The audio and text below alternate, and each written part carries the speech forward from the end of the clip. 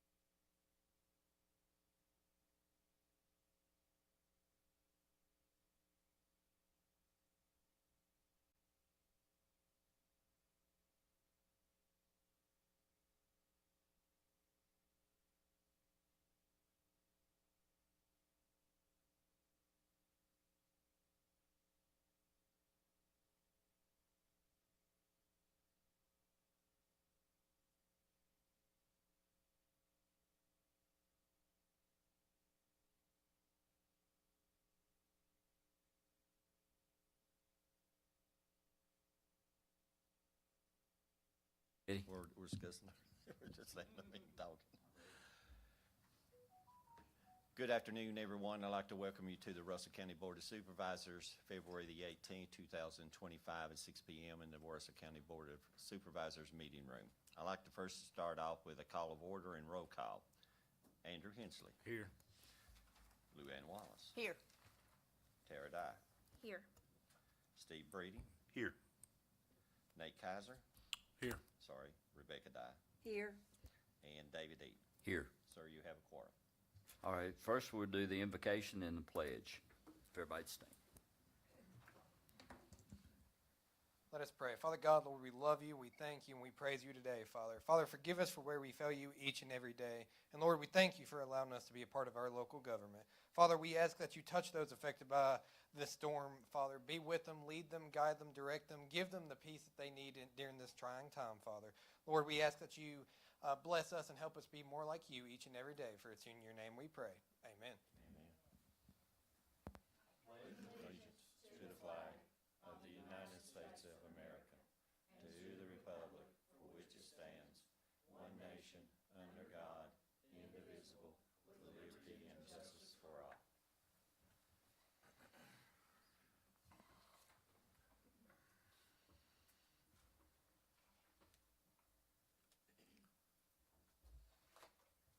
Okay, we need an approval of the agenda. Thank you, Mr. Breeden. Do I have a second? As amended. And have a second. Agenda as amended. The agenda as amended, I apologize. As in red. As in red. Yes, sir. Is that your motion? Yes, it is. Okay, and that's your second, Mr. Hensley? Okay. All in favor? Any opposed? Okay, new business. First thing on the new business on the agenda is the FY 25 and 26 countywide budget workshop. This is the first of Our workshop of the Board of Supervisors meeting, the board has decided to do this as a full, complete setting board to be able to evaluate all the budget issues and what the county financial condition for the county is, and also that we're starting this at a very early period. I was looking at over the weekend, over last year's, as early that we started in April, so we're in the middle of February, starting on the 18th. So we've got an early start on it. We've got a lot to look at. So tonight, it will be just a more of an orientation up front, look at what we're going to be able to look at. As in your packet, you've got a lot of requests. Of course, we're also dealing with the reassessment and what other costs that we're looking at, our salary, our raises, and what is going to come before the board over the next 3 to 4 months. As far as the reassessment is going, as everyone has had an opportunity that did not have an opportunity that before the board to talk to the assessors, we will be convening the Board of Equalization. So that is being put together. They're getting ready to start schedule. Everybody will be able to do that in March. Now, one of the things that you got to consider as the board, when you're doing the equalization, and as they are working through these processes, because they're going to be looking at them and evaluate them, and as they take them down, one of the things that you got to consider is, from an overall perspective of the total aggregate of real estate for the whole county, which is coming in about $2.1 billion of total, that is not going to affect if Mary or John Citizen comes in and they have to have an evaluation on their deck. It's not going to make a material impact on that overall budget. Now, and if they start coming down hundreds of millions of dollars to tens of millions of dollars, that would affect what the overall budget is. But you got to remember, at 2.1 billion, or if it comes in at 2 billion, that is your base. That is what your current budget is based on. That real estate that you have right now of $8.1 million is based on that current base. So what I'm trying to convey to y'all is that base is already obligated. You've got it either in employees, contractual, and obligations. So that base is a focus. Now, how we move in, the board decides, moves within that area after the total assessment is done, you will get what your impact will be. So remember, base. Now, as I go through, last year, we knew it was a very difficult budget year. We had a lot of things before you. You had a lot of issues before you. This year is not a lot of issues. You've got a lot of big issues, but not a lot of issues. Where I'm going with this is, of course, during the 25-26, as you can see on the screen, of our 25 core operations and our 55 departments and programs, over the last 8 years, you all have gave up to 33% salary increases to the county employees, and that included teachers. Now, again, one of the risks to the county as far as the financial risk is, of course, the Virginia minimum wage is back up on the table again. And you have a Democrat House and Senate that will be making the decision on this. So I must put it in there for consideration. Now, is that number in the numbers tonight? No, because it has not been decided on.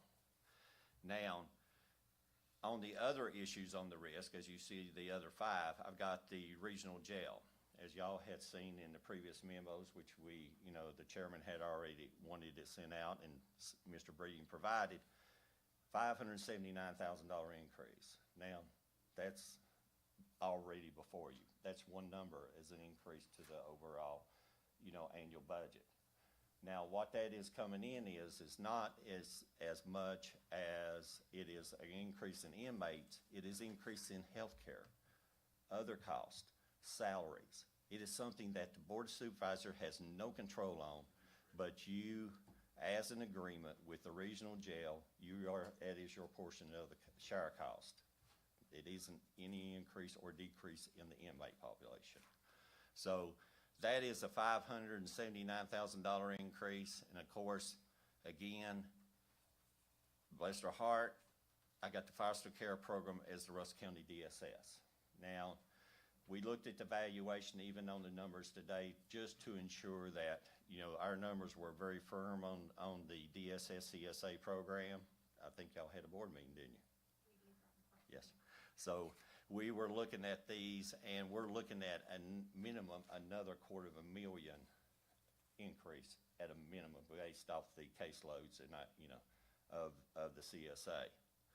So the next thing on the county risk issues is the county's operation, inflationary cost, and these are, of course, the state is proposing to the Constitution officers a 3% raise. Now, this includes not only the Constitution officers, it includes the sheriffs,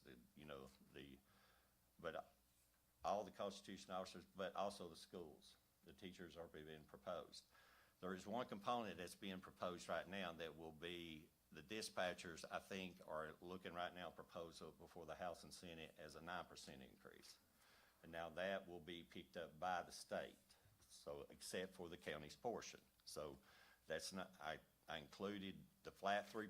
As you'll look through your budget, each one of the salary line items and benefits, you will see expanding no more than 3%. Now, if that comes in at a higher rate, because we're very early in our stage, the state ain't even close to even being in the universe of being close on these numbers yet. So right now, I've got 3% built into the budget to give at least a base, again, another base, onto the payroll. As we keep going through it, electricity, I don't need to mention AEP. So as the citizens have increased, and we were talking about that today, Mr. Breeding and us were talking to other people, these high AEP bills, well, it's affecting us too. All these facilities it's on, these courthouses, these schools, it just on our component so far this year, right now, at the 7-month mark, our bill is $150,000 over last year's budget.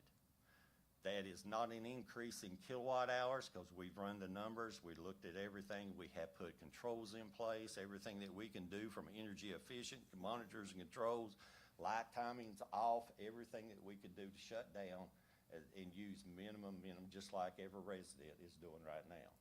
So we're still $150,000 above cost, and that we're projecting that to come out at $250,000 above budget too. Next is, again, I hate that, our health employee health insurance. We are meeting on that next month. Mr. Breeding sits on that one, and Mr. Eden. Yes, sits on that board. And we have, for the last 3 years, we have fought to keep those costs down. Now, this year, we've been given a heads up. We don't know the total monetary impact on it, but we're looking at least a 5 to 7% increase. Now, that's what we've been told. Now, next is our property insurance, auto insurance, and facilities. Just like house insurance went up, automobile cost insurances went up, ours has went up just like the electricity. So even though we work through VACO, we get cheaper based on, even nationally, it's still going up, and we're absorbing that cost, and that is built into this budget. So next is the one that was last year, and we said this was not going away, the Russell County transfer station and trash, so disposal. So again, just based off the increase in the amount of tonnage, it just ain't just the cost of the contract, which becomes effective in October. That increase is a $150,000 increase.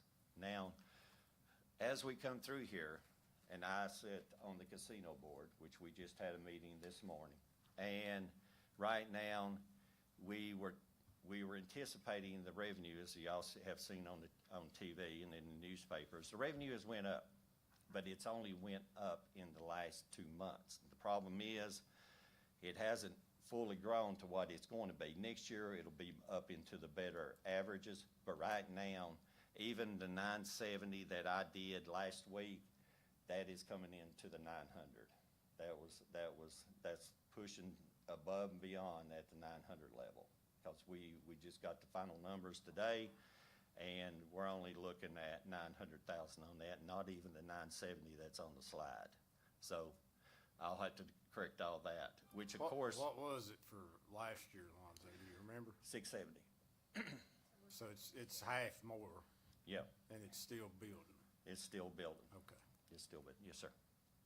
Next on the, as far as the breakdown of the casino funds, of course, y'all, the board decided due to the fire and rescue and the amount of issues that they're handling, the amount of calls they're handling, y'all give and appropriate approximately of that 900,000 or 970 at the time, y'all were given 156,875 to fire and rescue.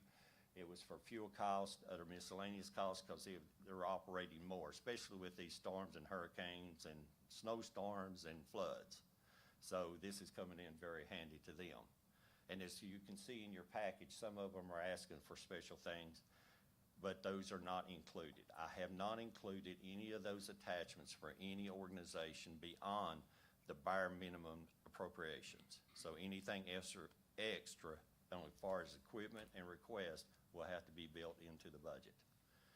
Now, we also, right now, of the $233,201 is for the SEC mandatory based off our population and our race program, the 2-year free college program that goes to it. Because you got to remember, by code, there's only certain things that the casino funds can be used for.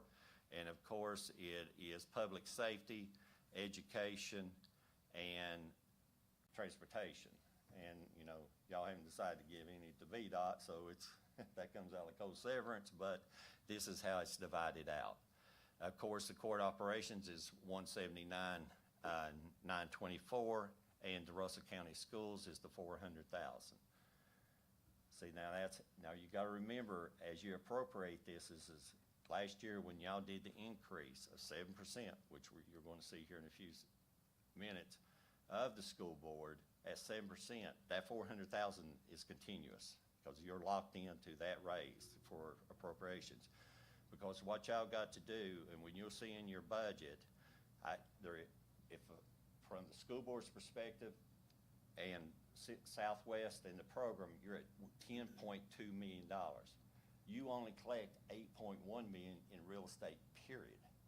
That's your base right now. So you're $2 million in the hole. This has been dedicated to it as continuing the 7% increase for the salaries that we build into the budget. So, Mr. Lester, yes, ma'am. may I interrupt? Mr. Chair, I'm sorry, I didn't ask your permission. Just to clarify, you said that we were coming in right now at $900,000. We're not at 970. Did I understand that That or is miss? correct.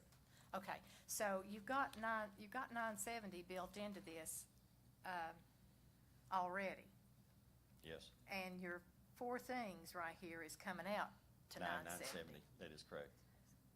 You're $70,000 off right there. That is correct. Okay, so I'll ask another question later, so keep going, sorry. I just wanted to clarify that I wasn't doing my math funny. No, I mean, No. anybody that's got a comment, you feel free to Yeah, this go is, ahead and ask this is this question workshop. as we go through it, because that's how we're gonna work through this. Mr. Lester, me and you talked about this, but just for the public's information. The race program, the community college is working for financial aid, tobacco commission money, et cetera, before the race program kicks in from the county. That's correct? That is correct. We actually verify that. They give us a listing when one of our residents, high school graduates, come into there.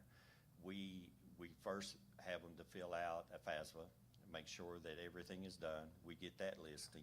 We also not only look at federal grants or state grants, we look at scholarships and donations, and then we're the funding of last resort. That's what I'm gonna call it, the funding of last resort. Because what y'all gotta remember too, is some of the programs that we look and evaluate from the community college it's also what I call state programs. It's called G3. That's called the program of G3. And what that G3 pays for is programs like HVAC. It will pay for the blue collar. Those will be picked up by the state.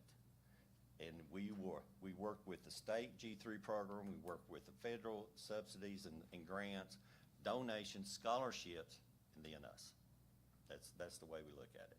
And we evaluate that each and every semester, each and every semester. When do they bill? When do they bill us? Once a year or how? How do they bill you? Every semester. So in August, when school starts, they'll send you a bill for us to pay. They do it on the rear. It's Okay, so in December. Yes. When they're finishing up.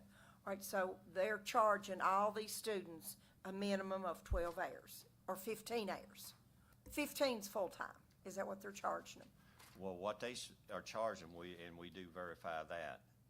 Whatever hours they're taking, we go through student by student, whether it's 12 or 15, depending on their curriculum. That's what we verify that they're charging.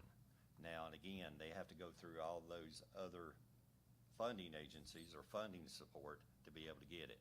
Now, also during that time under December, Mr. Dye, they do bill for the summer semester too.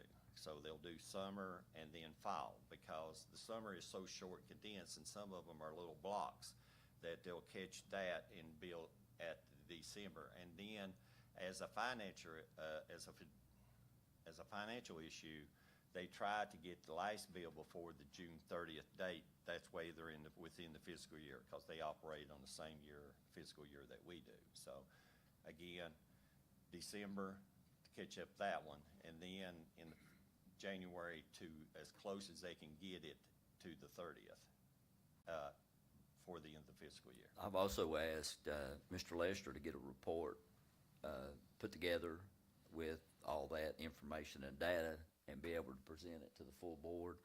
And I'd like to have actually a success rate evaluation done on what, how this program's working effectively and how many graduates have come out of the area.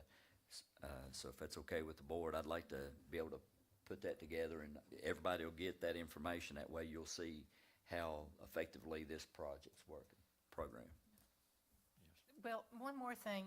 Several years ago, when we created this budget line item, I thought we voted for $75,000 in that. So how did I get to 233,201? I guess that's just what we give to them plus the race program?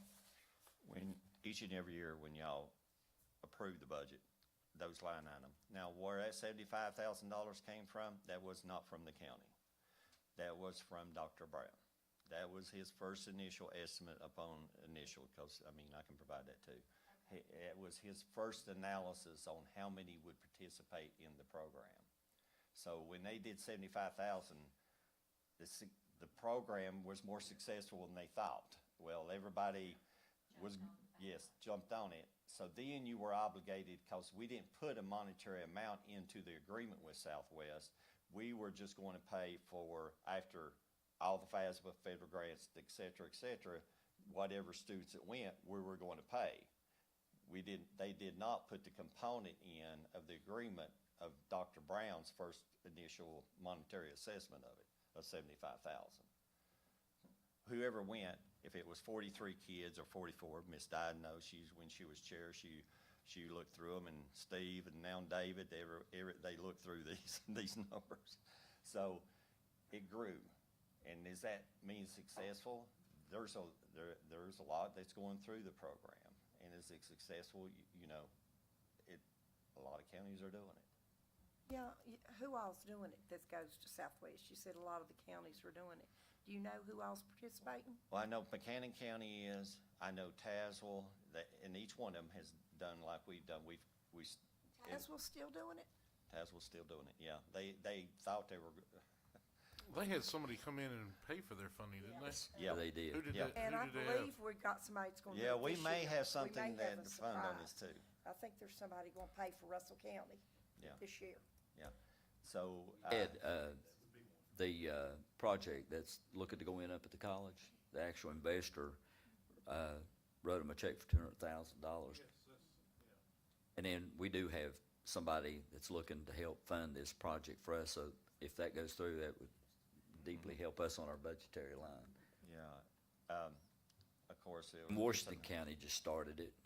And they got paid for And by they the got same paid for it. organization. Yeah. So we can't, It's close. till we're absolutely certain. So if that goes away, so to speak, with a friendly helper or a friendly funder, Yes? we can take that and move it to the teacher raises or whatever? No, that, Lord, I wish we could. Let me explain to you what. I don't want to get you sidetracked or anything. No. But you've got 400,000 down here in the No, schools, but that doesn't That does not, incorporate. that does not. That's only operational or Yeah. capital Here, improvements or whatever. let me go to it, and I will be glad to answer those questions, because I love these. Okay, if we go to the Southwest, now.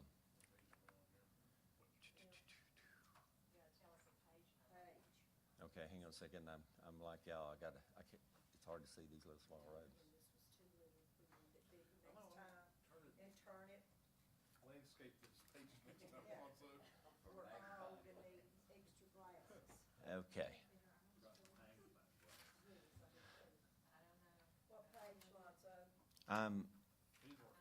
I'm at 40, on the budget, it's 41 of 62. On the budget, This is the race program? yes, sir.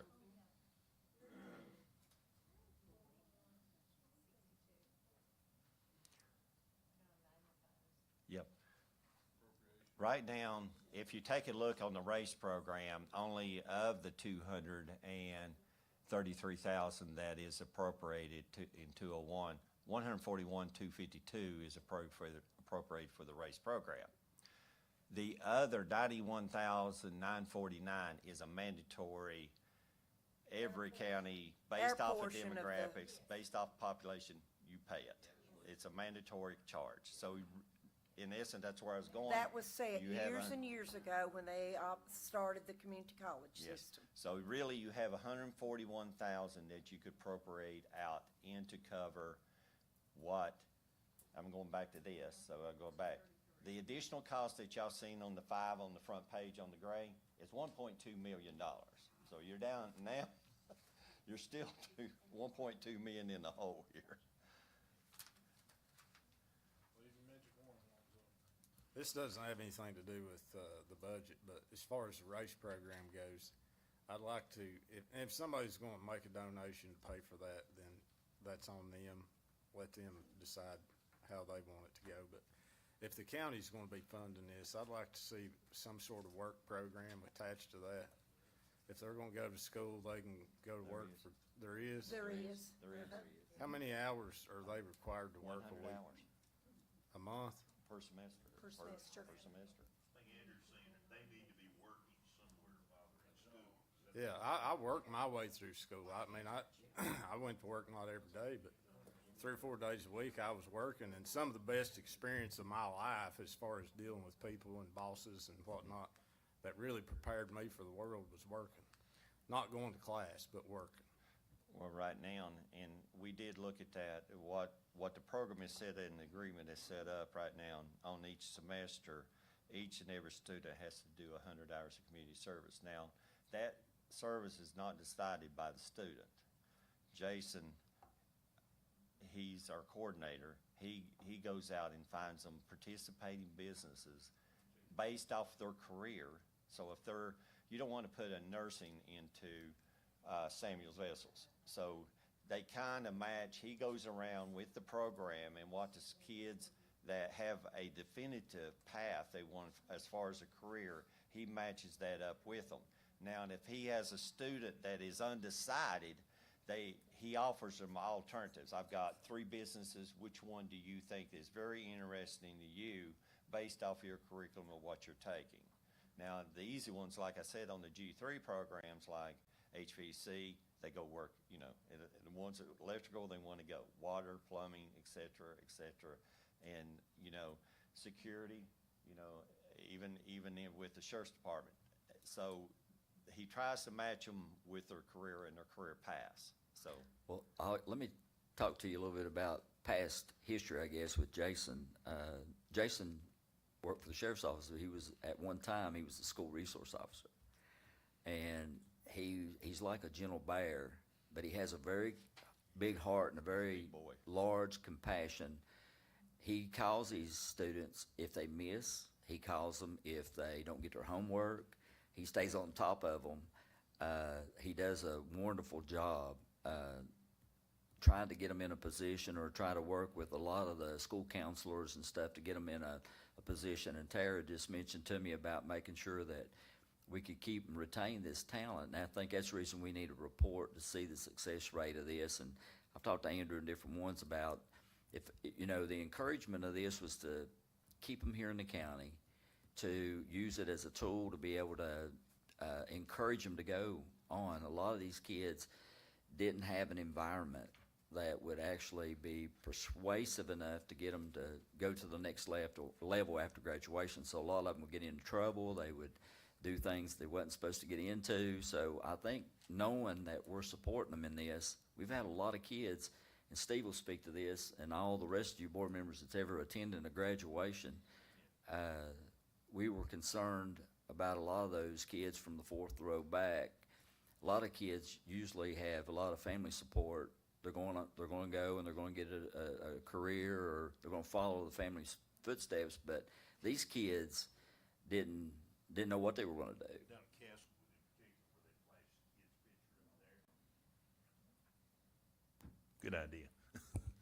Down at Castlewood, where they flash the kid's picture up there, and, you know, all the front row, they put, you know, those were all the A plus, you know, students. And the further back you go, where I would have been, that, you know, you get the lower grading students. But, you know, some of them were going to college here, and some of them were doing this, some of them doing that. And the further back you went, you started to see undecided and workforce, undecided, don't know, whatever.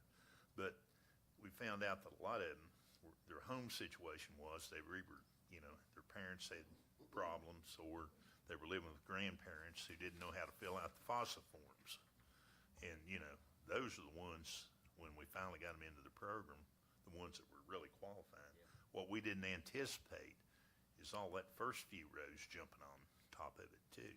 Because I think mom and dad saw, well, I can get 2 years A worth lot. of education out of this. Dr. Wright told me that the largest majority of valedictorians, salutatorians had decided to go to Southwest first before they moved on into another career. I think us being able, as a board, to help them further their career path. I mean, as a business owner, it's hard to hire and fire somebody because it affects a lot of people. And when you're in an area like this, and Lou probably knows, I mean, and Tara and different ones being in business, trying to find that right person. So this kind of helps us to give them the ability to move around in an area of what they like, and not, you know, get them just right out of school and they go to work and contract, and you figure out, well, he can't do this job, so they get rid of them, and then they got to go somewhere else. So I think it helps us tremendously by being able to fit them into a good position. I wish that the high school's curriculum required every student, every senior, to have a technical degree of some sort as well. Either weld or auto mechanic. I wish everybody needs something they can fall back on in case. Something goes wrong. Absolutely. Yes, Alonzo, ma'am. will you ask Jason, when he's compiling his report to us, to ask the students, you know, if I only need 4 hours to graduate, but are they being made to take 12 or 15? Make sure that it matches what the student needs. I know there's a, Southwest was a lifesaver for me, because I didn't know what I was going to do. I graduated Lebanon. I knew I was going to college, but I didn't know what I was going into. And it acclimates you to that college realm, and it's great.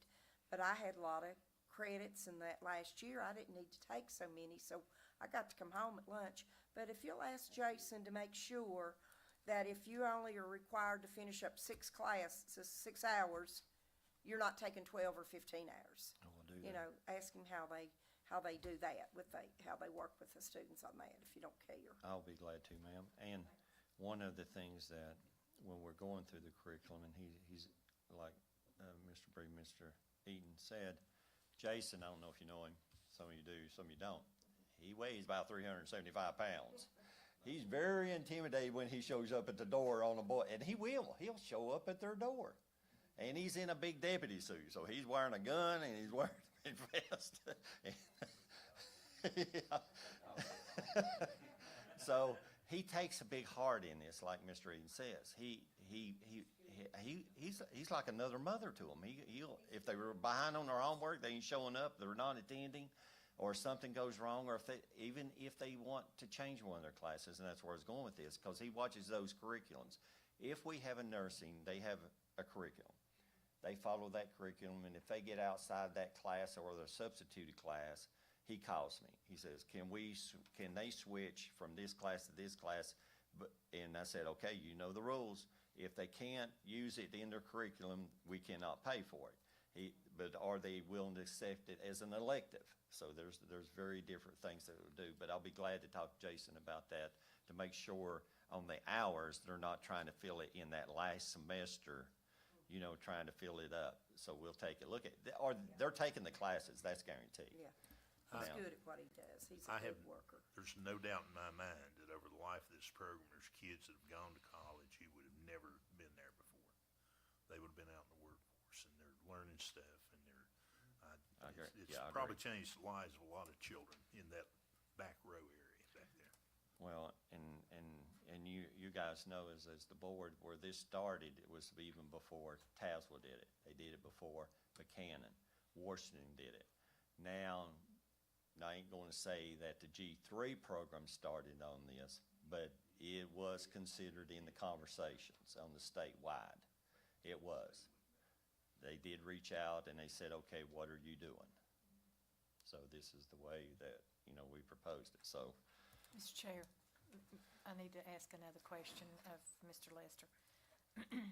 On the Russell County disposal and transfer station, the increase, $150,000.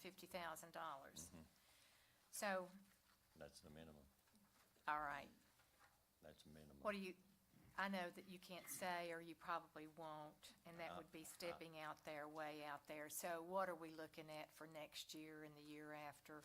I mean, are we, This is, well, I can tell you this this is the factually. minimum. This is the absolute bottom line, Base. $150,000 that we can get by with Base, in, okay, yeah, and that's where I was till going. October. The contract is set up to Okay. renewal every October. We were on a 3-year interval for renewal. That's all we had. We had 2 one-year intervals built in. But during those 2-year intervals that this 5-year contract is on, they get to negotiate. So we are only set with a certain amount over the first 3 years. And each and every year, based off of increase in tonnage, which we're getting, not just from, in the hurricanes, like, good gosh, between it and the rest, we're not even considering that, because those are what we call outliers. If we have a month that's heavy that, due to something or an event, we take that out based off of trash. We've got this trash down to an annual tonnage on a per day, per month, per day, per year calculation. What this is contractual. It will renew in October. That's the 3rd year. After that, it goes into the 1-year intervals per the contract that will have to be negotiated. Right now, based off the increase of the price per ton and the transportation cost, the fuel cost, and disposal cost, based off of our increased tonnage, that 150 is to meet the bare minimum. So it's just the increase between the tonnage and increase in the contract amount. Now, next year, next October, when this comes available, who's to say? On a percentage basis, and I know you may not have this on the top of your head, but you're a numbers guy. So how much have we been looking at consistently over the years Well, I can give you that. increase? Good for you. Okay. As you can see, I will give it to you as soon as I can see it. I told you. I sent him an email, y'all. 17, no, 30, 32. The transfer station, as you can see, over the 5-year period, which is up before you, is went from $1,064,000 now to 1.650. So it's a $600,000 increase over the 5-year period. And it really took off, not, if you'll look in 2024, that is real numbers. Now, that came in, that is audited. That number on ending June the 30th, 2024, which came in at $1,092,576. Look what it jumped to from there. It jumped up to almost 400,000 this year, and it's going to go up another, what, 250,000?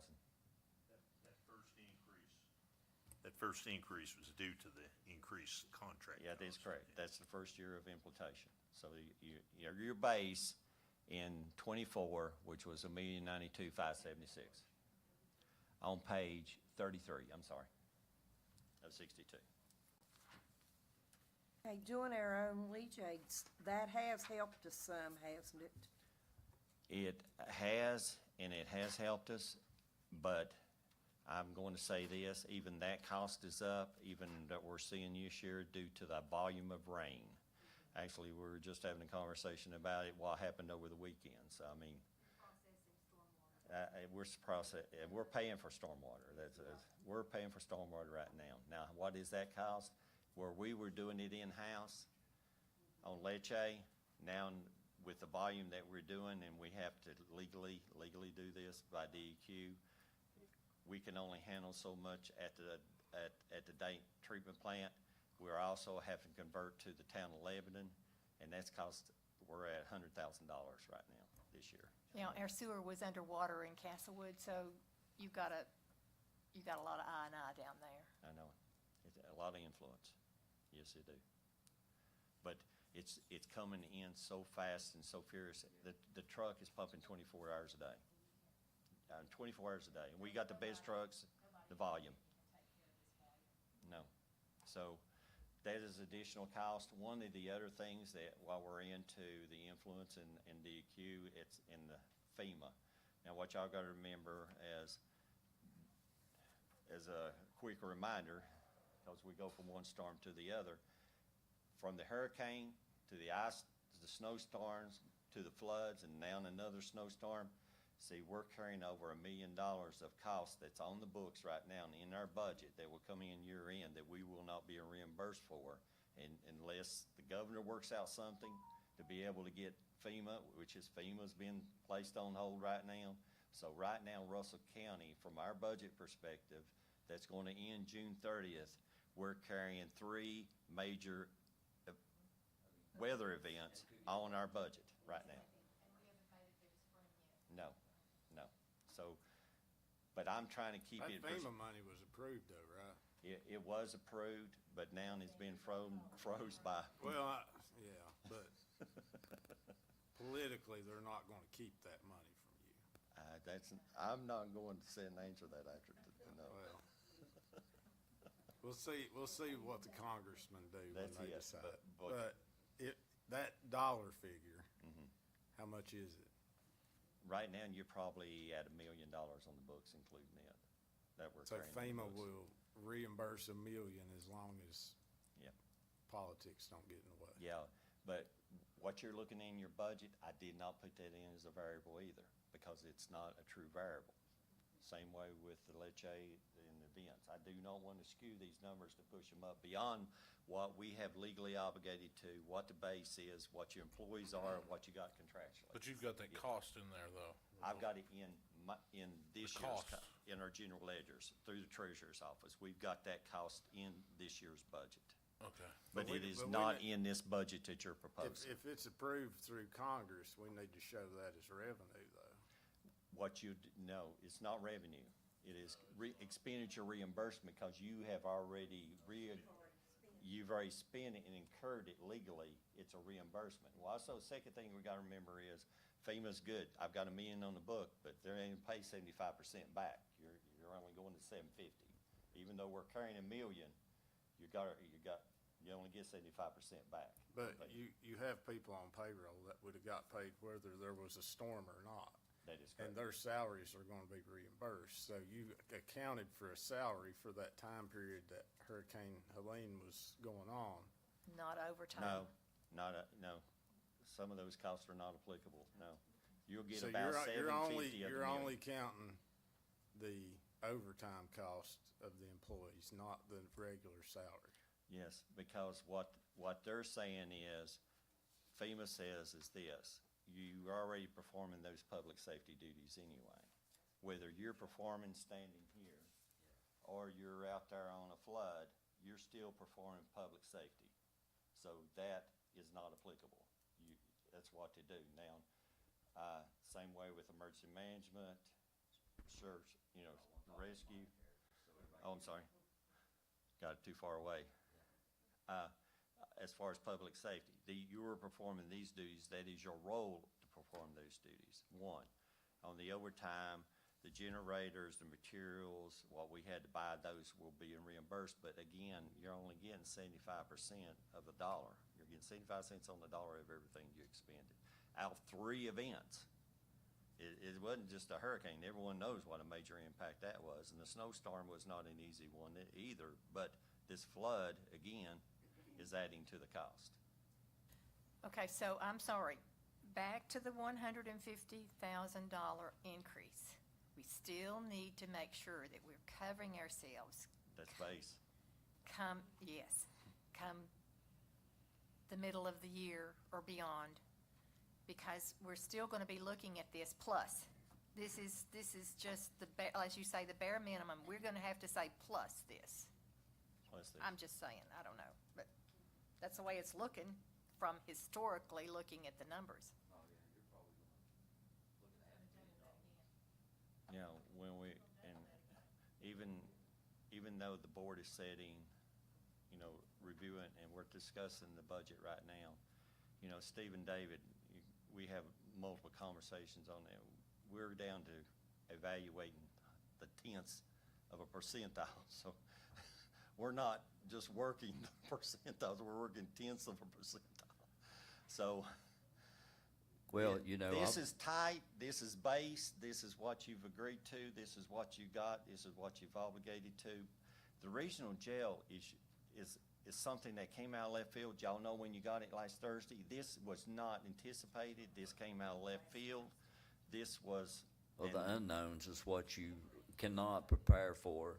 Even back when we first got elected and we had the deficit, we was operating on a RAND note, and I felt like we cut everything we could to the bone and then set up new programs.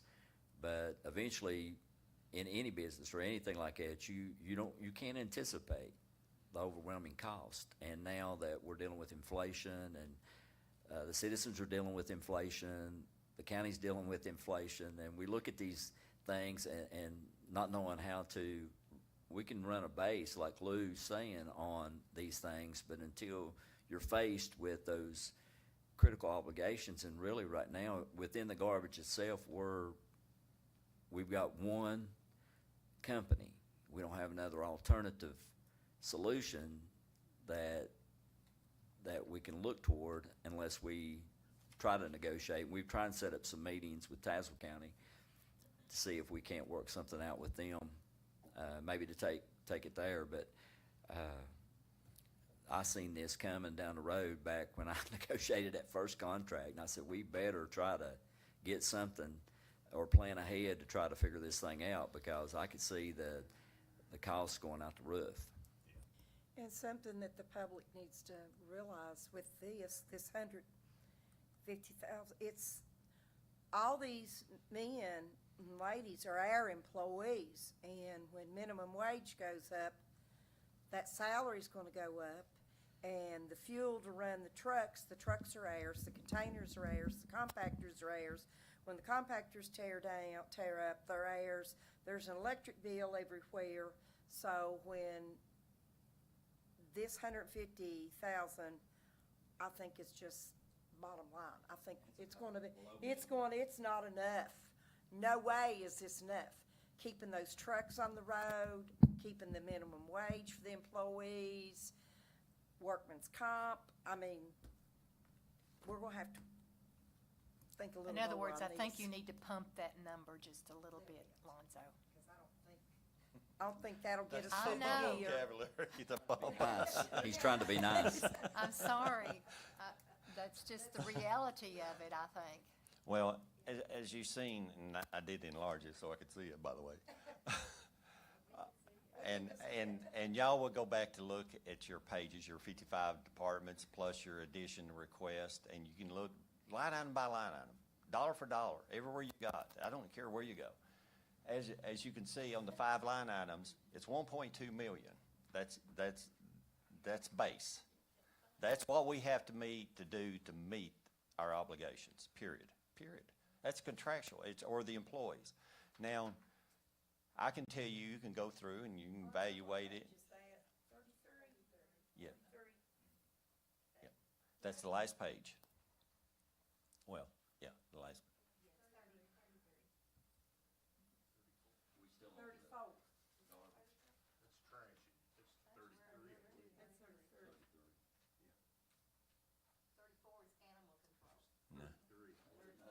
No, this page is 59 of 62. We're down 59 of 62.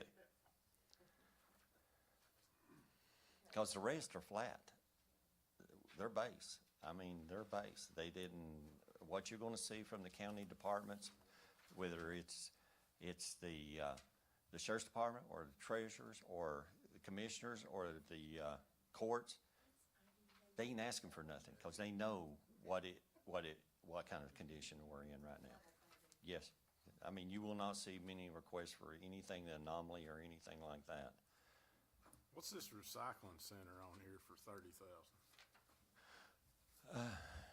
My recycling center. See, the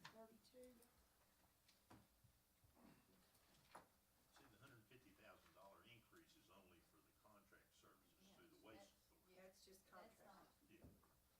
You got an increase over on the other side, on our side, where all the leachate and everything's handled over there. Is that on the revenue side? Hang on, just give me time to get back to my.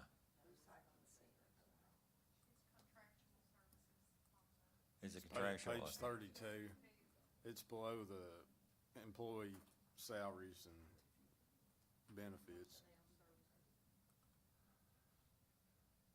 32?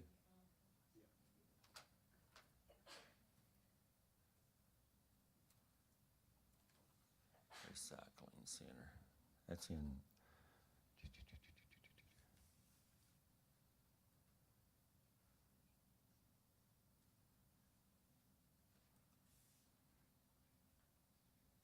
That's in Brian's area.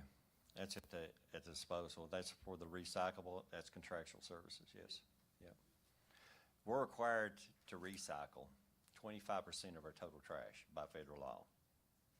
Now, I know I'm just telling you what the federal law is. So now, what we're trying to do is trying to work it out. We have a recyclable center that's adjacent to the landfill, and we have got to clean up some of these cars and excess. Now, that is what the contractual services estimate. That's really a low number, but you're going to have to do something, and somebody has to pay for it. If we order it cleaned up, we pay for it. So, I mean, numbers like you could work with that, but you'd have to, stand me down on ordering anything or any order. If you order it, you have to pay for it. So, that is a number in there. That's a good catch. But it's contractual.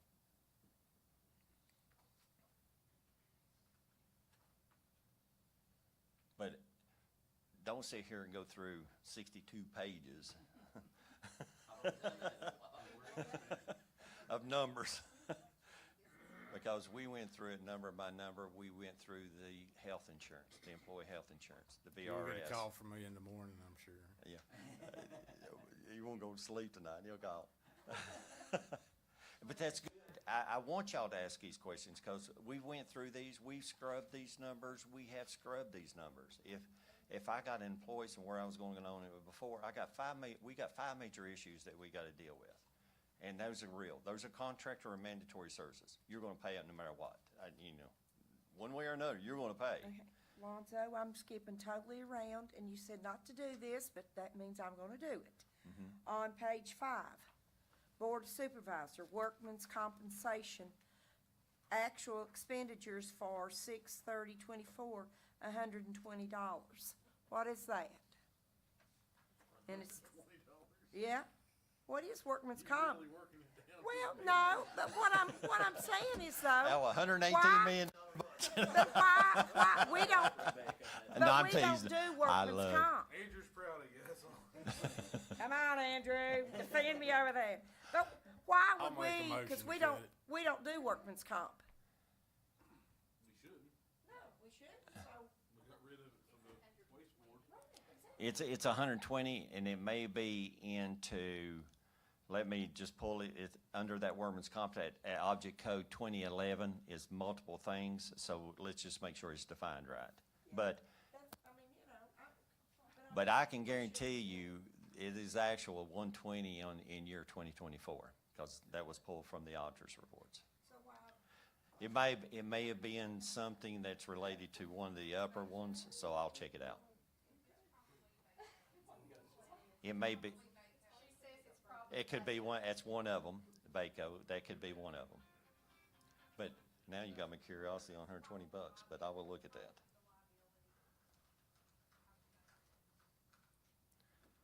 But I am making note of it.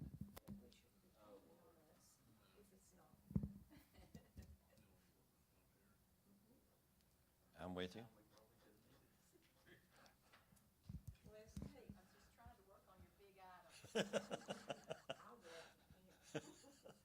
But that's good. Ask any question you want to do. But here's one of the things. You got 5 major items you got to deal with. You got a base that you have to work with. Now, that has to stay to be able to deliver the same amount of level of services. Only place, and Stephen David will tell you this, and the rest of the board, y'all have cut, and you've cut. The only thing that I've got remaining is employees. So if you want to go deep, if you don't, this is the only place you got to go. I mean, contractually, what are you going to give up? So these are hard decisions to make. You got the reassessment you got to deal with now to be able to move that back down to give the citizens, When will we have that number on the reassessment, how much it increased? on the reassessment. On the reassessment, on the base, on what the final base number is, that should be getting close.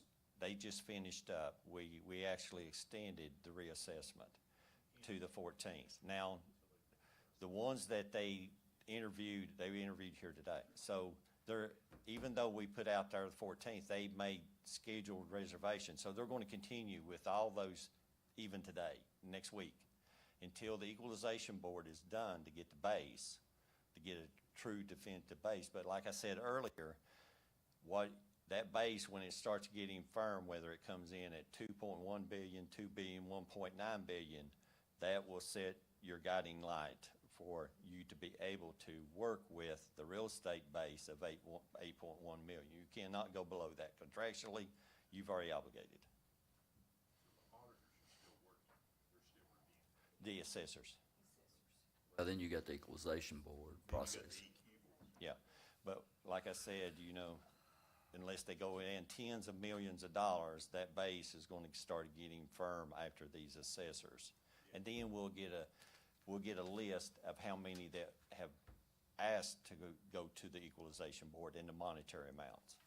So it's a 2-step process. So now as we stand, it's at 2.1 billion. And that's at gross. And That's before these I understand. assessment, yeah. And before, what we were working off of last year that we were taxing was about 1.32 billion, right? 1.57. Okay. I run math. I know 40, you don't, yeah. I run that the 40%. I run the math backwards on how much taxes you collected, so we got some taxes we need to But see, find. what y'all gotta remember is too, and the people, if they're sincere on these assessments, the average was 40%. Everybody knows that, it's on Facebook. But one of the things that you got, I got three classifications of property. You got real estate in the county that went on the average, I said average. Some of them went above and some were below 40%. You got businesses and retail, manufacturing and industrial that went up too. Now on the land use, it didn't go up 40%.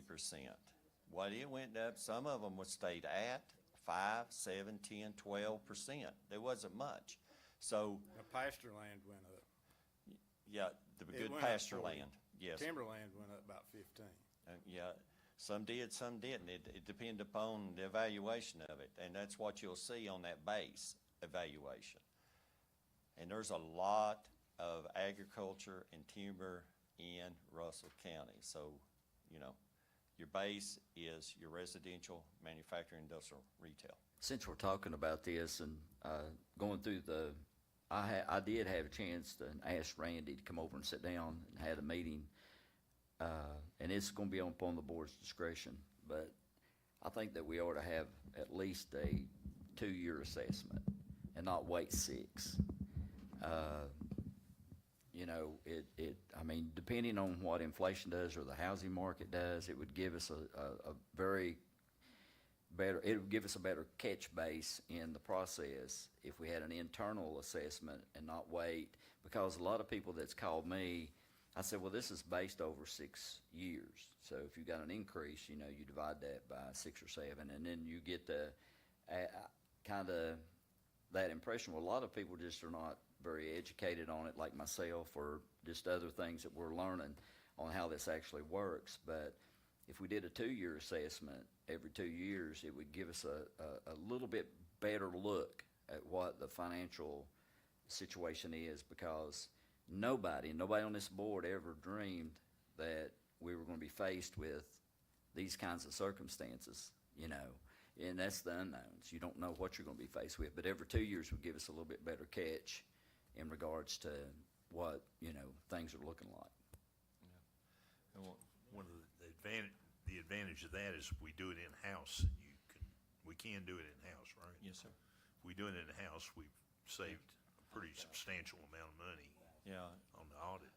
Based off last year's sales, and off the top of my head, I think we sold 357 houses, a piece of property. See, every year would be very hard to give a true estimate of assessed value, because you don't have enough sales in a 1-year period, because of, people don't sell that much. And we did, if you'll look, and I will provide you all those numbers, you will get to see it. We sold more than a lot of other counties in Southwest Virginia did. We were actually up. But where I'm going with this, every 2 years, the process is you use comp sales, appraisals, and indexing. That way you can get you're not overtaxing or overappraising the front end or certain parts of the county or certain, areas. That way it's equal across the board, number one. Number two is giving it every other year on a 2-year basis like this.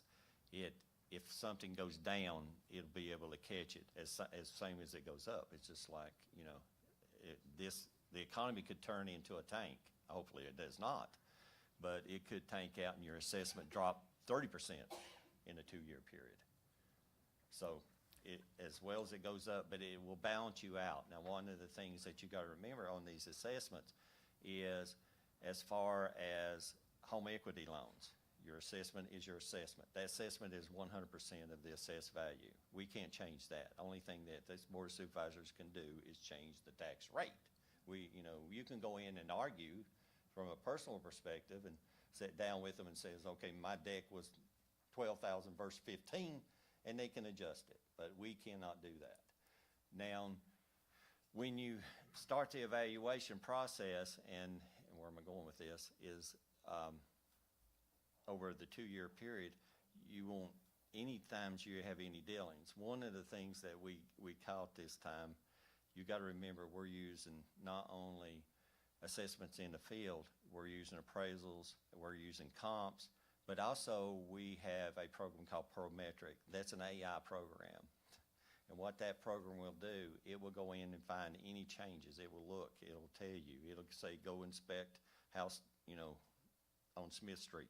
It will tell you to go, look, there's been a change in the building, there's been a demo. It tells me the number of buildings, the number of structures. Each and every time there's a change. We had one individual, and I won't use names, come up and said, hey, you know, how did you know I built an outbuilding? This thing, it knew what it looked like before. If there's been changes, you added on to the deck, you've added on to the building, if you've taken it away, if you've demoed it, it will pick it up. It will pick it up. Well, if I may, back to the chairman's suggestion of a biennium or whatever assessment. Other counties are looking at that, as well as the Kingsport Times had that in there just recently, that Sullivan County is also looking to go that direction. I don't know where they are with that. I just sort of saw it. I don't know is this a county that we can make our own decision here, or Yes. does this have to be, okay? Yes, ma'am. The governing board will decide that if you want to do it. Now, urban areas, cities and counties, they do it on an annual basis because, you know, like in Fairfax, Virginia Beach, Richmond, they have a lot of sales and they have a comp sale. So they do it annually. They could do it continuously. Now, like I was telling you before, our 357 sales, indexing comps and appraisals, we'd have to slow down a little because you don't want to overtax or under, give an incorrect evaluation with a very small sample. That way you have 2 years of data versus the 1 year. And that way you can be fair and equal in representation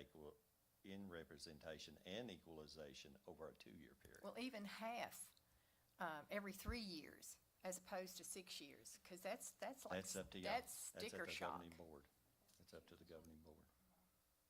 So at least you don't have those steep hills and valleys, because you gotta remember, this is a 6-year evaluation. It will be implemented in the 7th year, like Mr. Eden said. That 40% is gonna be divided really across not 6, but 7 years. Well, I mean, it would be a lot easier on us, one, to have that internal feel. I got an email there from a guy that, must have had some words or something with the assessors and stuff like that. And it's not very personal, unless you have an internal, and we could save that kind of money to be able to do it internally. My recommendation is to do it every 2 years, because 2, 4, 6, and then at the end of you're on the 7th. Instead of 3, 6, and then on the 7th, because I think your catch base, and from the budgetary perspective, it would give us more clarity of where we're at and what we can do and what we cannot do as far as that. But it's up to the board. I mean, what you guys want to do, but I've run it back and forth and had a discussion with the Commissioner of Revenue about it, and I just feel like that we need to change that. I mean, I just think that as a board, we need to change it, and that way it would give us a little bit better feel of where we're at.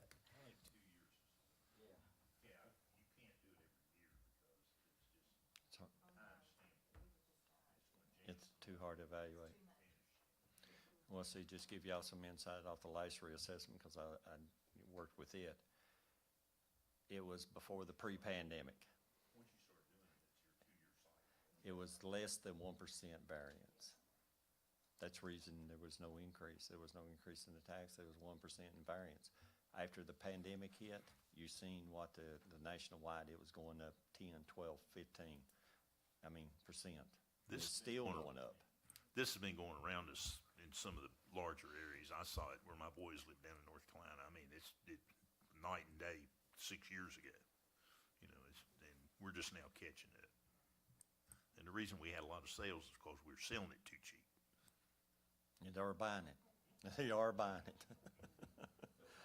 Well, we all need to realize that we are seeing a cost of living increase on everything. And that happens to be our real estate also. I couldn't go buy a piece of plywood for what I paid to put in my house 30 years ago. So it's just crazy. Look what a So, two-before cost. I Just know. one son- there's nothing cheap. It is.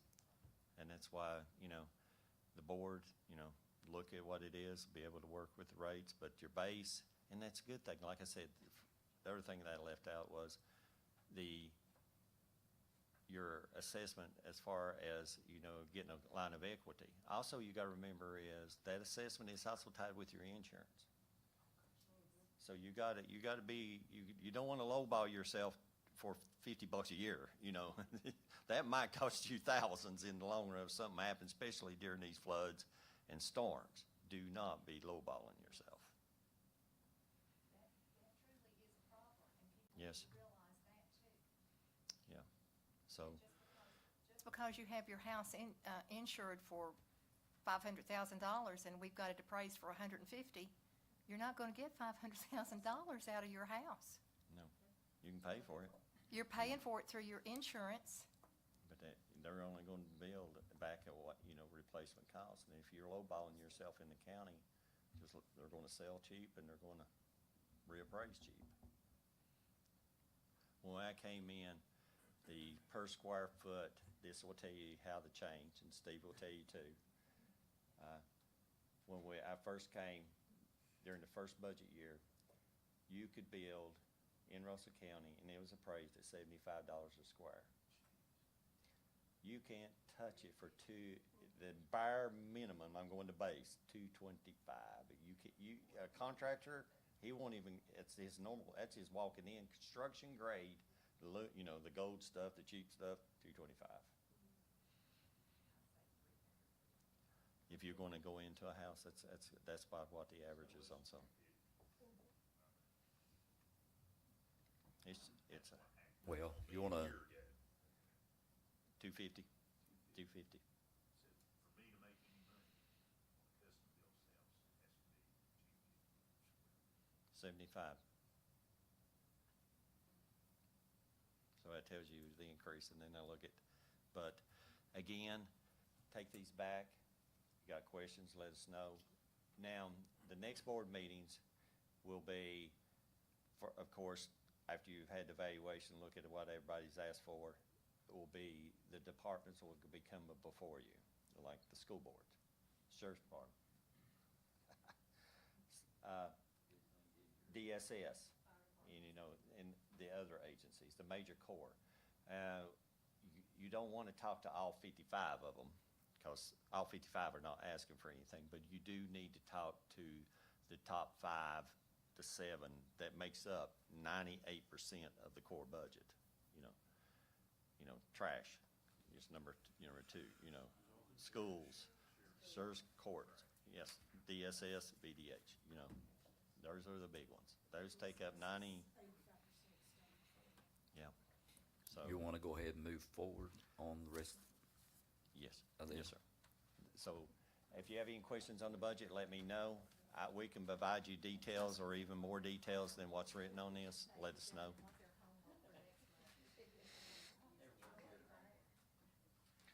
Next on the county administrator, the new business is, of course, I'll turn it back over to the chairman.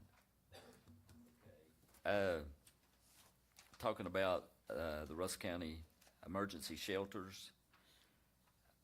I actually need to put these two together, if that's okay with the board.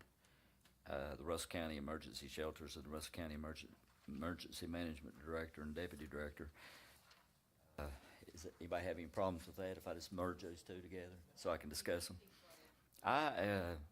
I'm going to appoint myself as the Emergency Management Director. I'm going to make County Administrator the Deputy Director.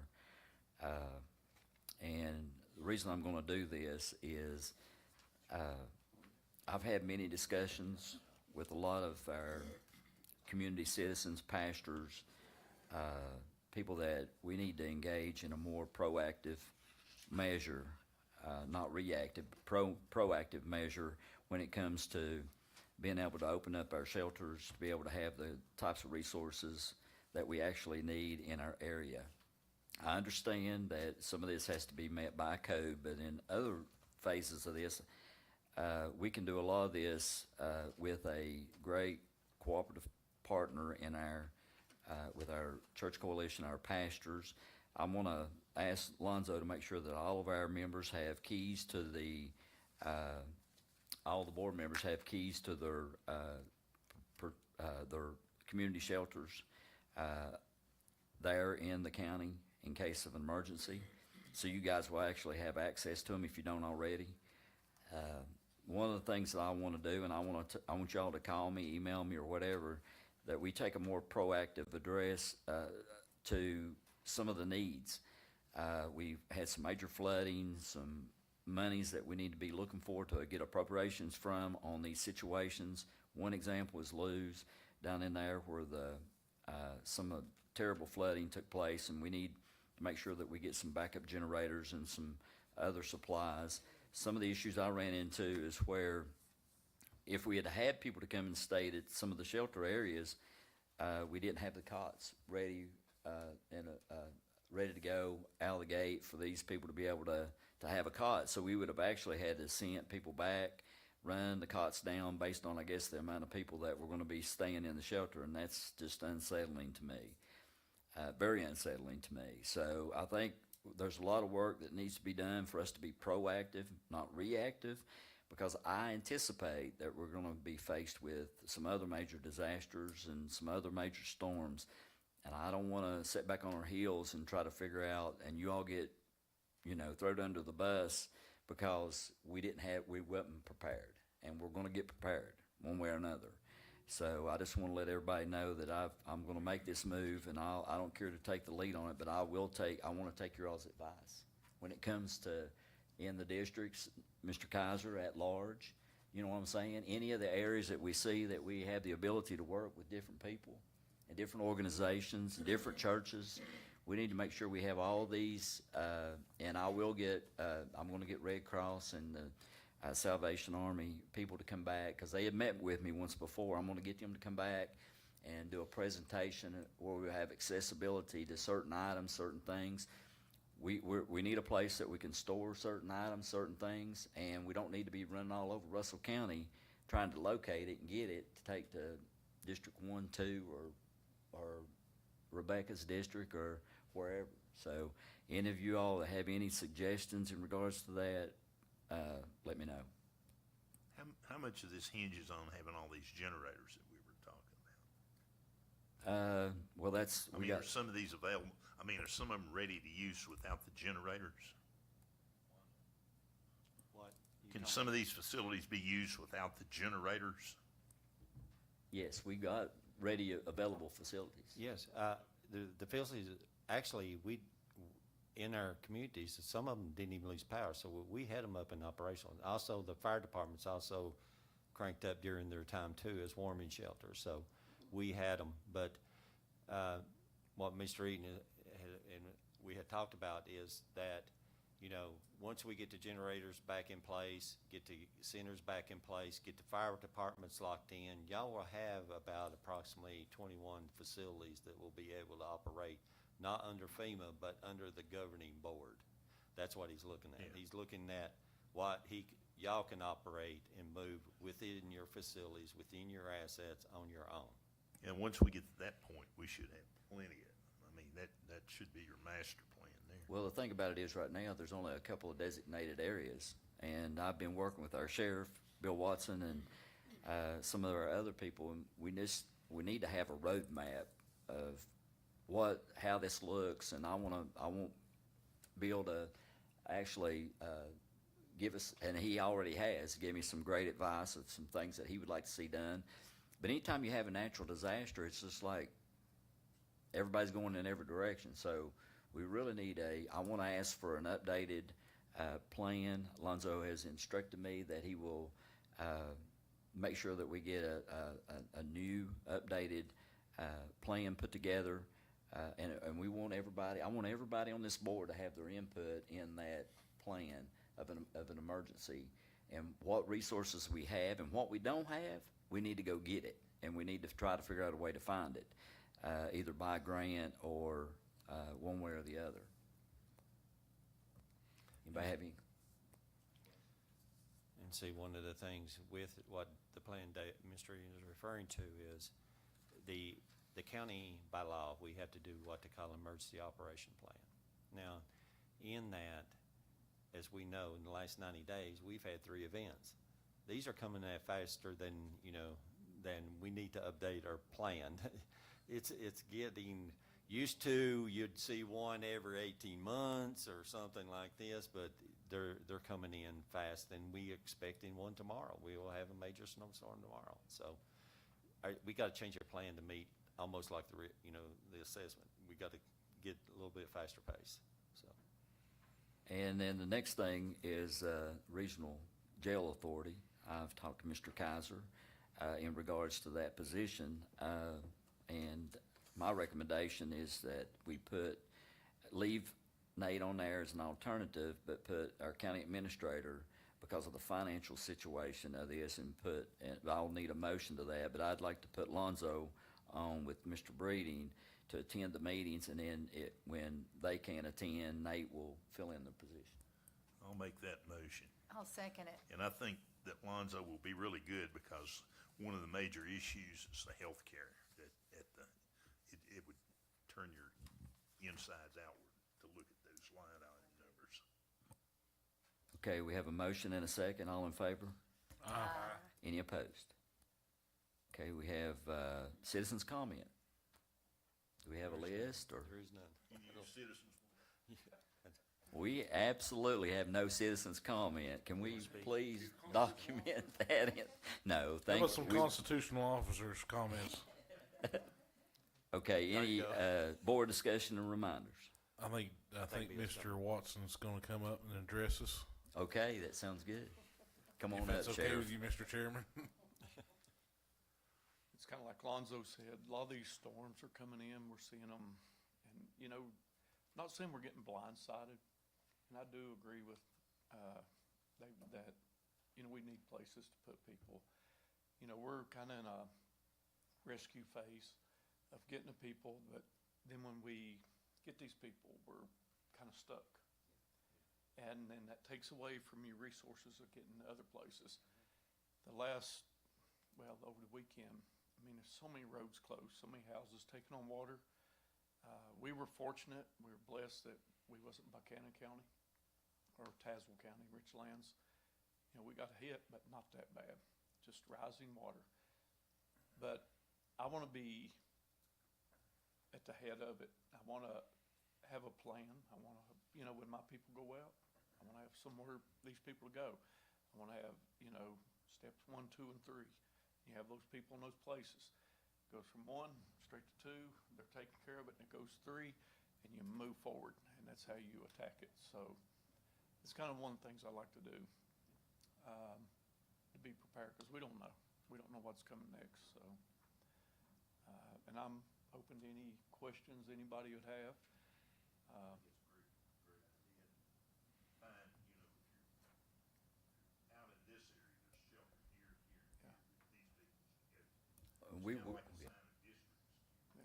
We will make accommodations too on these sites, Sheriff, that when we get these things, that you will have access to enter them. That we'll get a key, Lonzo, make sure that the sheriff has access to work with our board to make sure that these placements are done quickly, the evaluations are done, because the only thing on that person's mind at the current time is just the loss. Right. And if we can have some settled accommodations to where they can be placed until we can help them work through that situation, I think it's a great thing. And some of the stuff you've shared with me is, you're exactly right. It would make it easier on all of us if we all worked together and had a plan. There's so much red tape in it. Declaring an emergency,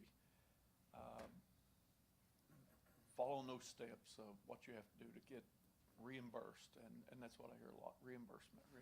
Well, it's kind of hard to focus on that when you're in the middle of something. When you're in a crisis, I'm not looking at the reimbursement, I'm looking at taking care of the people. And, boots on the ground. You've got to have those people that are boots and not suits. Suits come later, but the boots you got to have. And, Jeff Kinder, Rosedale Baptist Church, tremendous. I called him, he's like, come get the credit card, put them up. And, it's problem solved. But, you have Aaron Feeser over at Honecker that, every time something happens, he calls me. He is truly boots on the ground. He's wanting something to do. And, there's void between of getting this started. I'd like to see, Air Board, back him, get him what he needs, because he's got the facility, and he's taking on water himself, trying to fight water coming in his house. He said, I'm going to open shelter right now. He said, I'm leaving, so he's another good one. So we do have these people out here, and we just need to put them to work. They're chomping at the bit to help, so I'd like to see that happen. I'll work with you closely, and we'll start the process immediately, because we're not gonna sit back and wait, get on our heels. We'll make sure we get this thing moving in the right direction. Right. Any questions for me? No, I just want to say thank you. I was driving up through Belfast when I saw the state police, all that. I was just, thank you, Lord. I'm in four-wheel drive. I'm up high, because we had some water at Belfast, did we not? We did have some, And I called Big water. several people, and they did not want to be moved. They were fine. They want to stay in their house. But I appreciate you. I was up through there Thank when you. y'all were at work. thank It you. was a We good job. called everybody out, and as always, they come out. And I did notice a big change with the state police this time. They were out with us. That was made sure of, and that's something you didn't see before, but I think Governor Youngkin's got some attention, and, I seen State Police Sergeant out, First Sergeant out, and he was up there at Belfast with us, and he was asking, what do we need to do? What do you need? And I think it was great. I think the plans come together, and, we still got some growing to do, but if we stay together, we can get it done. I'm really proud of Russell County and Yeah. your Sheriff's Department, what you've been able to accomplish. Yeah. I mean, you're truly full service. Well, thank you. If you got a shotgun in one hand and a chainsaw in the other. We'll do whatever we need to do, that's my job, public safety, and that falls on me.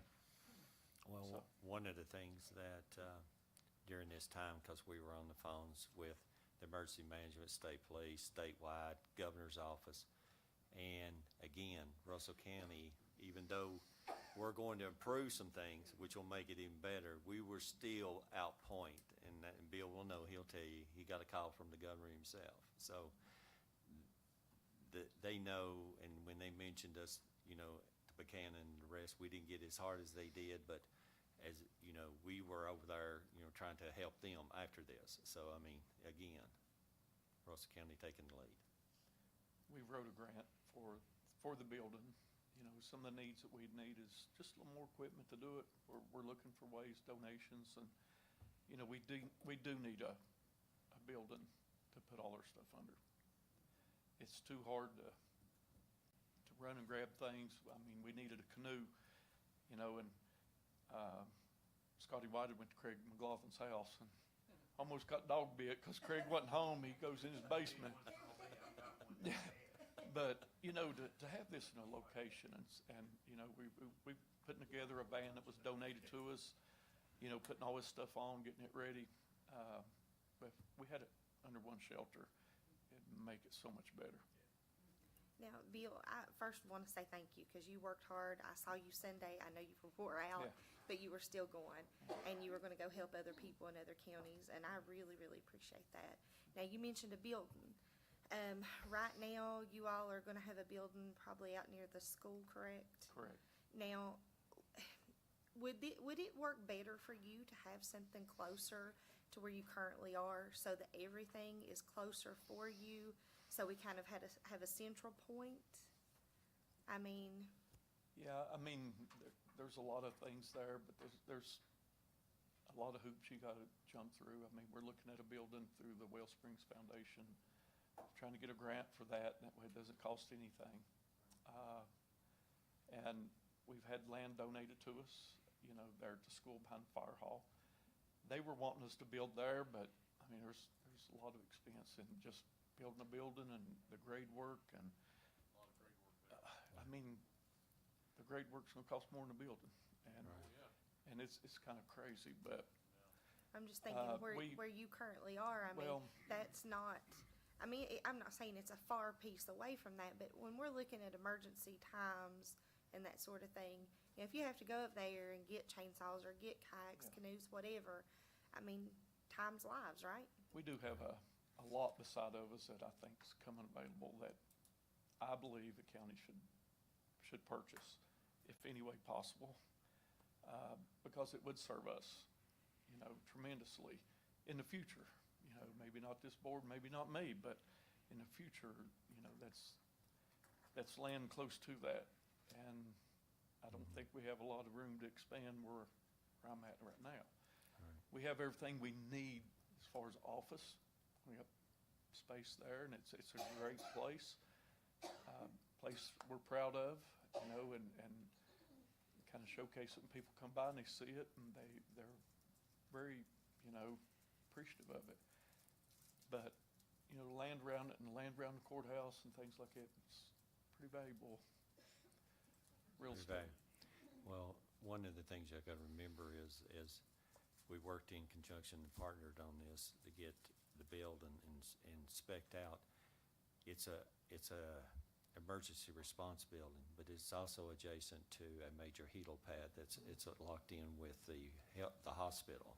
So that pad is the helicopter that they use, the helo that they use is more weight than the hospital can actually support on its landing pads. So will be an upgrade where the state police comes in and the other emergencies and other counties can come in and the feds can use it as a launching point coming in or out. It's a lot larger too, it's 56 feet long. The helipad over at hospital will not accommodate it. It's way too long. That's from rotor tip to tail rotor, 56 feet. Yeah, and normally our response time, if we have a heart attack, a pulmonary or an incident, the major thing, that helo, the response time from into Johnson City or Kingsport within a 5-minute increase in transport time increase will save lives. It So can that's- haul forward too, can it, Bill? The helicopter? It's designed to haul more people. And I don't know Especially the in number. a motor vehicle accident, you have multiple injuries. And I would say they could probably put 4 on board very easily. Yeah. And you don't have to, call Wings, Medflight, they can only do so much, and you're bringing Pegasus and all these other air ambulances in. It's kind of hard. The storage buildings you're talking about building out there is just for vehicles, small vehicles. How about Yeah. this other big building that you need? How big a big building to store this? It's a 50 by 100. 50, Mm-hmm. 5,000? So I mean, to have both wouldn't, if we could swing it. Because I can see how that would maybe cut some time off for you, but obviously we need the helipad too. Yeah. I think that's something maybe we as the board need to look at. That was the reason why we want to be out there close by it, and that way, we'd have anything we needed, so. And the school system gave us that little piece of property. And the approach on the entrance and what we're designing, it's actually coming through the fire department access. So you'll have the fire department in conjunction. Our access will not coming down off the cul-de-sac, but we're coming in on, through the fire department's property, through the town of Lebanon. Yeah. But future, forward-looking, that would be a tremendous piece of property for sheriff's office to grow. You're talking about the one adjacent to your office? Yes. Yeah, they'll kind of get some of those equipment off of the access. So, That property back behind the new probation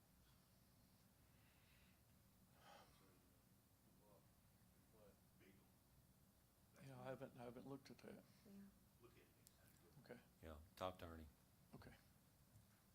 Anything else? I mean, it sort of slopes up and Yeah. then it's 2 tiered, but you can monster. Yeah.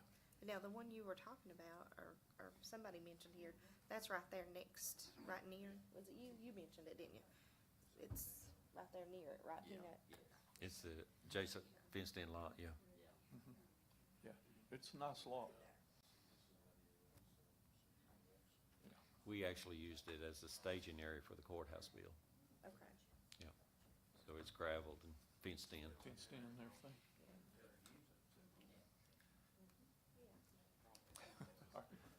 You got our wheels turning. Thank you, Bill. Thank you all. Thank you so much. Start out with Andrew. I couldn't do it without you, so. You. We appreciate it. Andrew, you got anything?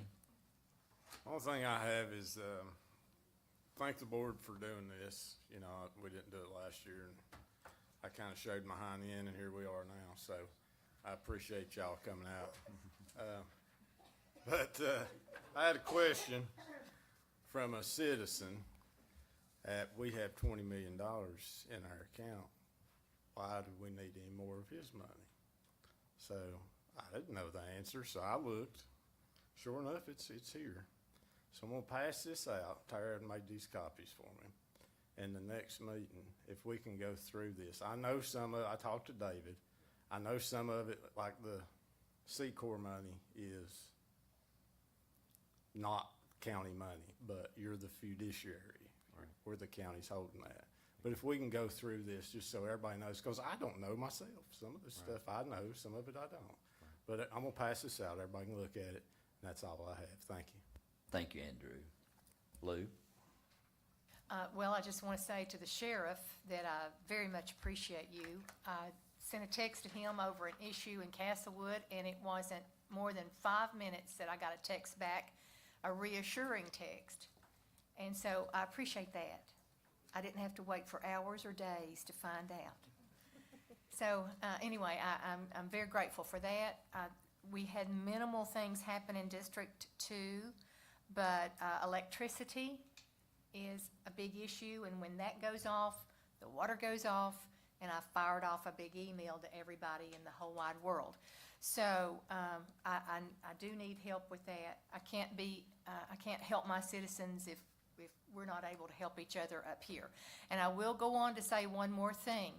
As we start looking at various places that we're going to use as centers or areas of comfort, please remember that I like what you said, Bill, because we cannot depend on our little communities to save us. We're going to have to depend on each other, because in 1977, when you guys maybe were not even born yet, but Daint, Virginia suffered a disaster that is still on the minds and hearts of all of us.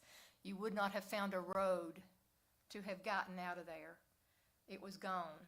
Bunchtown Road was gone. Lower Bearwaller was gone. That's where our community center is. That's where our rescue squad building is. And so we would have to figure out other ways to get them in that particular community to another community. So I like the way you're thinking, because we think we can depend on ourselves in our little hills and hollers, but we can't. We need each other. And I appreciate this thinking, Mr. Chair. So I thank you all again. I thank everyone that stepped up, and particularly our fire departments. Talked to some of those guys, and they had, gals and guys, by the way, and they had not been to bed for 36 hours. Some of them had had 2 hours of sleep. And these are our first responders, the people on the job all the time. When I might be in the bed, they are thinking about my condition and my family's condition and the condition of our communities. And I support them, and I totally am in agreement with everything that they need, and I want to help them. So with that being said, we've gotten letters that we need to look at, and so I want us to be able to take care of our first responders, which includes our sheriff's office, our rescue, and our fire departments. And one more thing, the delivery of water into Daint. I appreciate the town of St. Paul and those volunteers, not the town personally, but the volunteers of St. Paul went out and found water, and they delivered it via the fire department to the folks that was out of water in Daint this time. So I want to give them kudos. I thank you all very much. Thanks. You want to step back up, Bill? So yeah, we want to be able to hear you. I just about left them off. But not just my department, all the fire departments, they were out.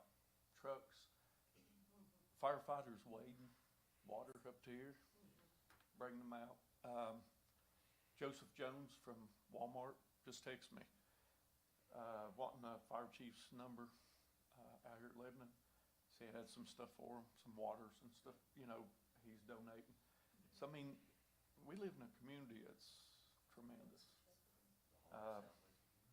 sat back there just trying to, put him together with him, because he said he had some stuff for them, some waters and stuff, that he wanted to donate, so it's a community effort, it truly is.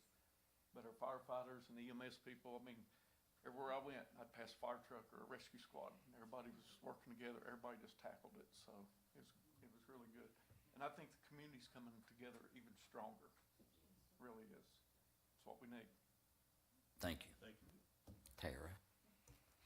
I too want to thank the first responders. We had such a big response from them coming out, and like Lou said, they think about our community. They think about us. They think about everything while we are tucked away asleep and just fine.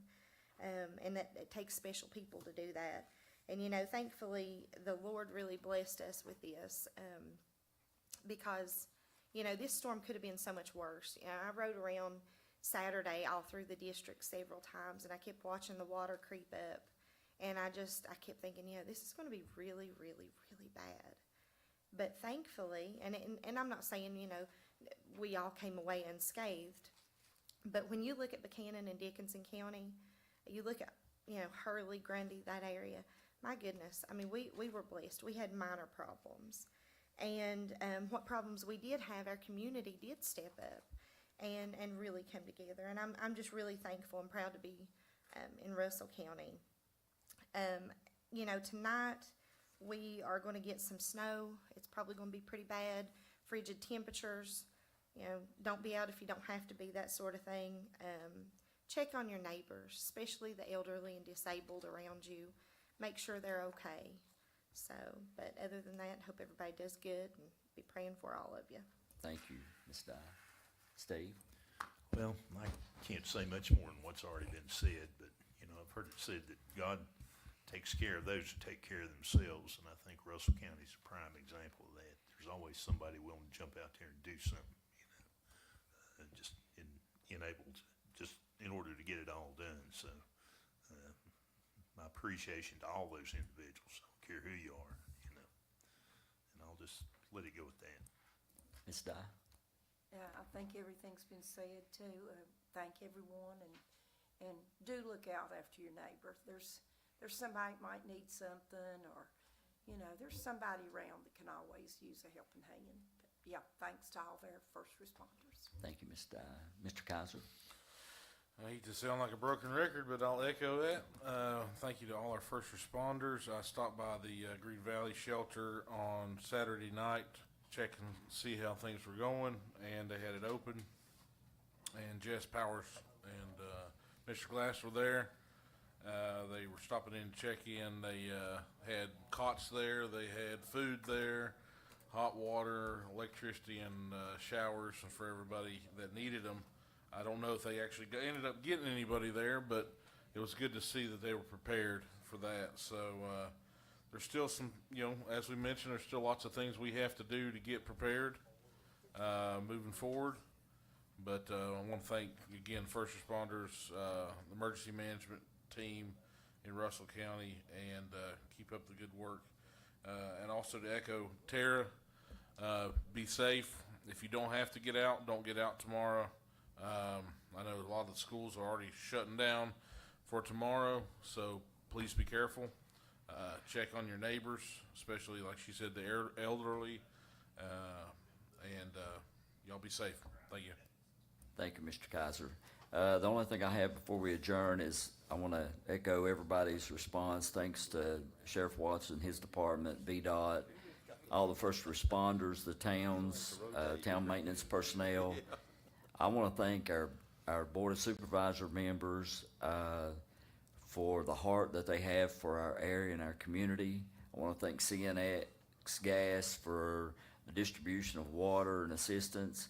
And one of the things that we'll have on the list is, when I get all this stuff composed with you guys, is to actually have a list of the resources that we can call upon to be able to get access to these kinds of needs. I know Josh Ball called me and donated 50 cases of water.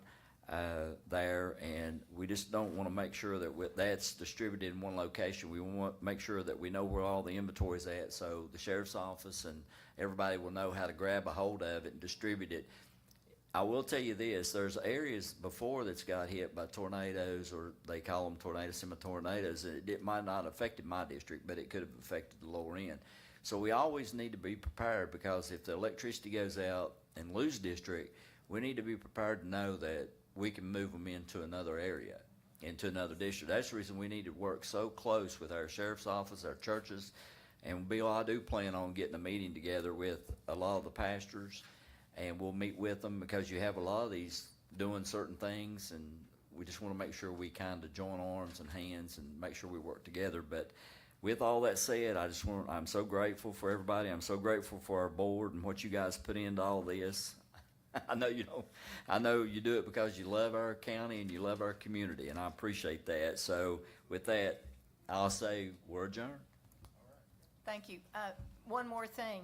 On this command center type thinking, we probably need to start looking, while the sheriff's here, at what we call a microgrid system.